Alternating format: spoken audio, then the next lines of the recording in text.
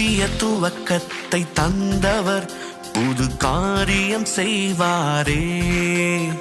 இதுவரை நடத்தி வந்தவர் இனியும் கைவிட மாட்டாரே.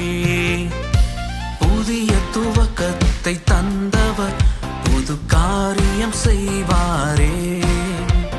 இதுவரை நடத்தி வந்தவர் இனியும் கை